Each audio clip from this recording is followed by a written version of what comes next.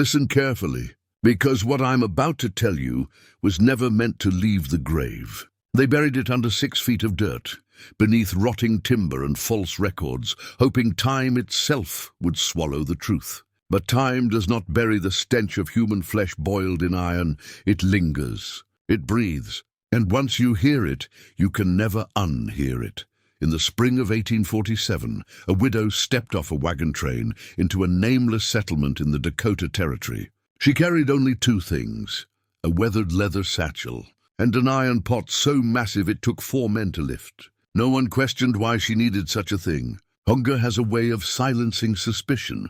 Her name was whispered as Martha Sinclair, a woman of soft voice, gray-streaked hair, and a gaze that never quite met your eyes, always fixed just below as if measuring your throat. Within weeks, she had opened a boarding house, offering clean beds and hot meals in a place where most men survived on beans, hardtack, and despair.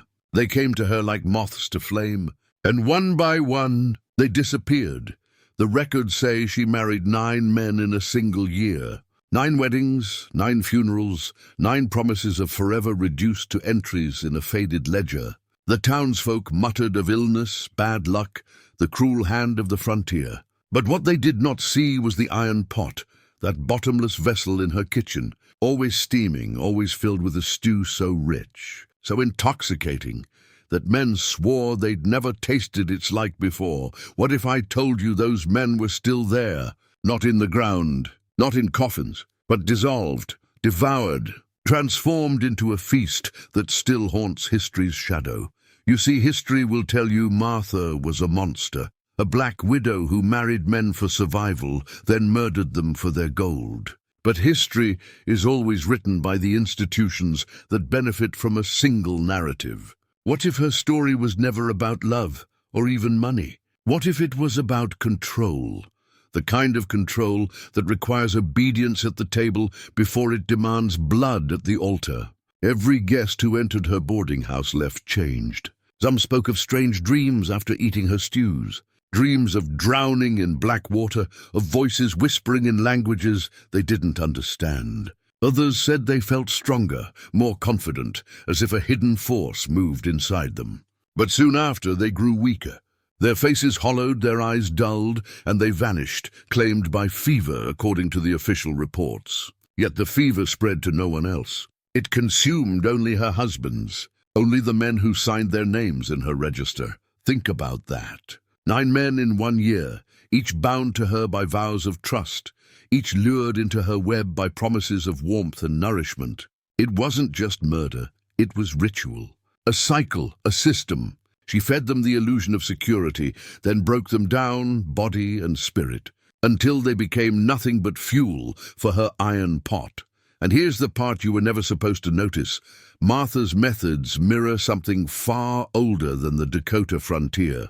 Ancient cults practiced transubstantiation feasts, where flesh was not wasted but consumed, so that power could transfer from one life into another. What the miners mistook for stew may have been something far more calculated, an unholy inheritance of strength boiled down to its essence.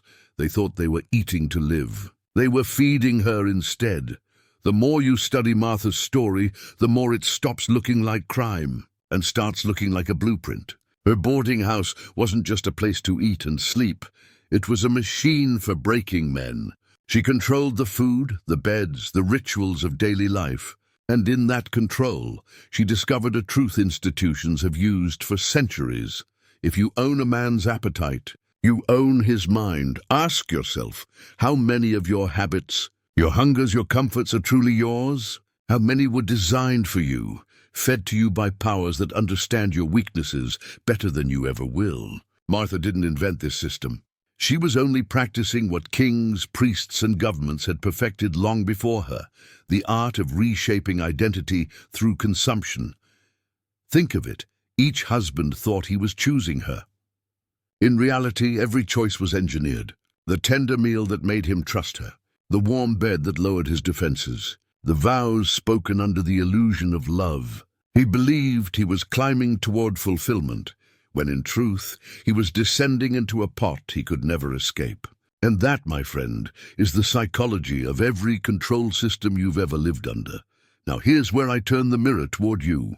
If you feel the dissent, if you've sensed that much of your life is nothing more than someone else's recipe, then I want you to prove it. Right now, type these words in the comments twice. I see the pot. Those 3 words are not random. They are a signal, a lock, a declaration that you refuse to be boiled without resistance. Type them twice, and something shifts inside you. A man who sees the pot is a man who cannot be cooked, and once you've seen it, you'll never taste the world the same way again. By now you understand, Martha's boarding house was not an isolated horror. It was a shadow of something bigger. Her pot was a symbol, a prototype, a crude reflection of the cauldrons still boiling around you every single day. You think the world is built on freedom? No, it is built on hunger. And those who control hunger control men. Martha fed her husbands until they trusted her. Institutions feed you distractions, comforts, and desires until you trust them. Then, just like her victims, you begin to weaken. Your edges soften. You accept the story they cook for you until the line between truth and illusion dissolves like marrow into broth. Why do you think every empire in history controlled the grain, the salt, the bread? Why do you think religion ties its power to ritual meals, to blood and wine and flesh? It is not survival thereafter. It is transformation, to turn men into something less than men, and to feast upon what remains. Martha Sinclair disappeared the night her recipe book vanished from the courthouse. Some say she fled. Others whisper she was taken. But look closer. Her methods survived, multiplied, refined. Today, it isn't stew in a pot. It's information fed through glowing screens. It's the daily meal of fear, envy, and obedience ladled into your mind. And just like those miners, you mistake it for nourishment while it hollows you out. The truth is this: the pot never left. It only changed shape. The boarding house became the state. The stew became your culture. And you, unless you awaken, are still on the menu. Now listen closely, because this is the part that was never written in any archive, never whispered in the trial records, never carved into a headstone. The reason Martha married 9 men was not for love, nor for money, nor even for hunger. It was for identity. Each vow, each union, each body boiled down was part of a ritual older than this continent itself, a ritual of inheritance. With every husband she consumed, she absorbed not just their flesh, but their strength, their secrets, their very names. That is the hidden law of power. Consume enough identities, and you become something more than human, something untouchable. That's why she vanished without a trace. Martha Sinclair did not die. She transformed, and now you see why her story was buried.